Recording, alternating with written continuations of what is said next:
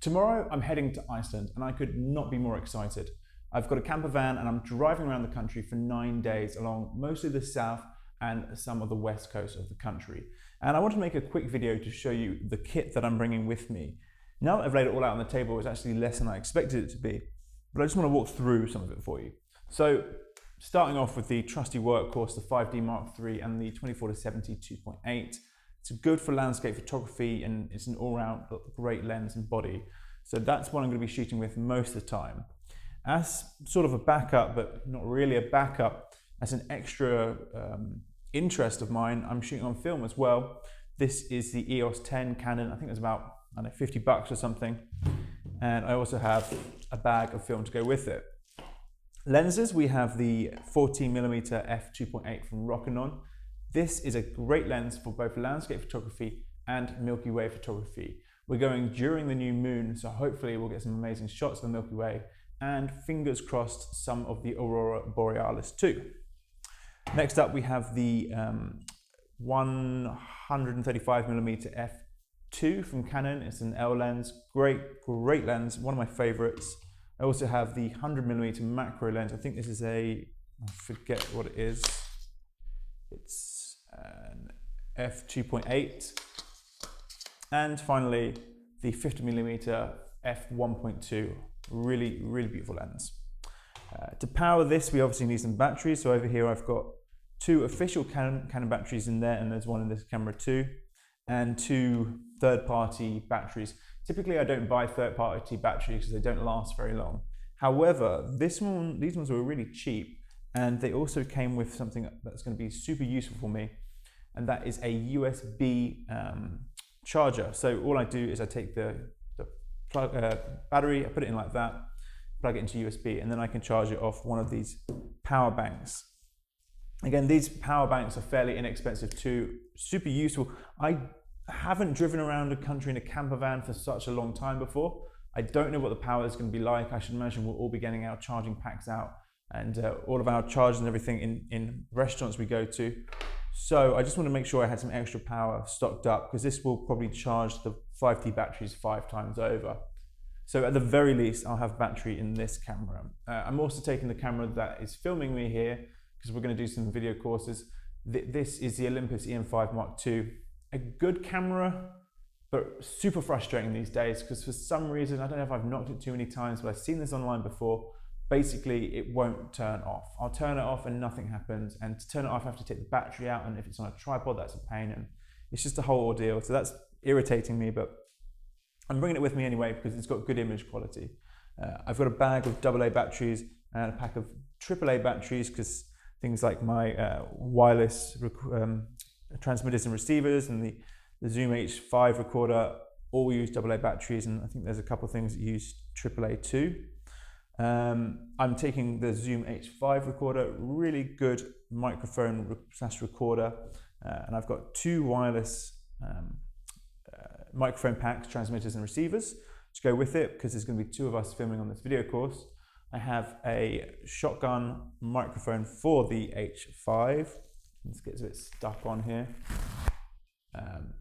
Pretty good little camera microphone, and this is one of the best wind reducers on the market, super cheap on Amazon. I've also got wind covers for these microphones just in case we want to go wireless, and some lens cleaning cloths here. We've got an intervalometer here because stuff like Milky Way photography, night photography, you often don't want to touch the camera when you're taking the photo and you might want to take a bunch at once, so intervalometer comes in very handy. Over here I've got the lens cleaning pack, sorry, not lens, the sensor cleaning pack for the 5D, which just means I can just clean it every day because it tends to get quite dusty when you change lenses a lot in the field. My passport, of course. This is a trigger trap. It's like the intervalometer, it's a remote, except you use your iPhone app for it. These guys went out of business a couple of months ago, which is a real shame because it's a great product. So I don't know how much longer the app will be around and working, but this is what I got to use in the meantime.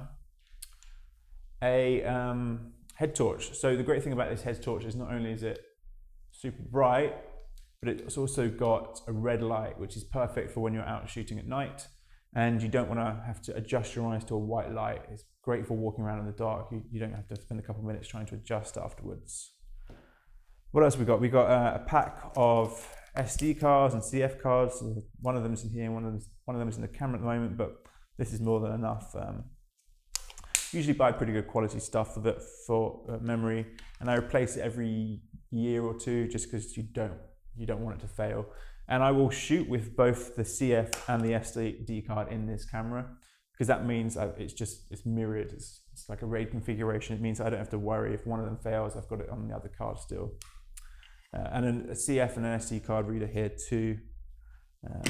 Hard drives, so I've got a backup terabyte just in case, but I've also got two 4 terabyte drives, but they're actually inside each of them are two 2 terabyte drives, and they're in a RAID configuration. So if one of the drives fails, I've still got everything on there. Any photographer should really be using RAID storage, otherwise you're putting yourself at risk, and backed up online if possible. Personally, I use Amazon Glacier and an app called Arc to do that. I do recommend that if you have the time and fast enough internet to set up, to be honest. This is a new purchase from myself. This is the Lee filters. I've not used these before, but I'm excited to try them. They are ridiculously expensive. So this is the pack that I bought for it, but what happens basically is you put this filter holder on the ends of the lens, and then into that you slide things like a graduated filter. I don't know if you can see that. You can see it's darker at the top, and I've got 3 different versions of that for different stops. I've got a polarizing filter in here somewhere. And I also have what's called a little stopper, and this is basically a 6-stop neutral density filter for the lens, so it makes everything 6 stops darker, which means you can do longer exposures in the daytime, which is fun to play with. What's next? I think that's almost everything on the table. Following up, I also have my Sennheiser wireless noise cancelling headphones. I do have a wire too, and I'm going to use it just to monitor the audio for this. I have Wellington boots with the Dunlop name on, of course. These are great because I'm going to be walking around in snow and mud. Apparently Iceland's had its most snow in 100 years, which is just perfect as we're entering spring and I want to get into some hot weather. I have ski pants over here. They're padded, waterproof, everything proof. What is it? Breathable and windproof. The reason I wear these is because I'm going to be sitting down on rock that's probably going to be wet and cold. It's good to keep padding and keep yourself warm. And finally, I think this is going to be the last thing I'm showing you in this video. Aside from extra chargers or whatnot here. Oh, there is one more thing actually. This is a Ape Man, which is basically a GoPro, like a white label version of it. It's not particularly high quality. I think it's about £60 instead of 300, whatever it is. But it just means that I can put it on the dashboard, or I can attach it to my camera and not have to worry about losing footage because I don't want to set up my camera in an awkward situation. It comes with a couple batteries and loads of mounts and protective stuff, so it's pretty good to use. And finally, we have the DJI Mavic Pro. This is awesome. It is a drone, if you're not familiar. I'm going to be doing some drone photography out in Iceland. And as you can see, we pull this out. That's the drone, absolutely tiny. It folds out and you can fly it. I've got a couple extra batteries on charge in the other room at the moment. But that is going to be great fun in Iceland.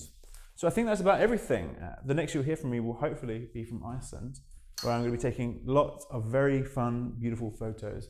Can't wait. Thank you very much for watching.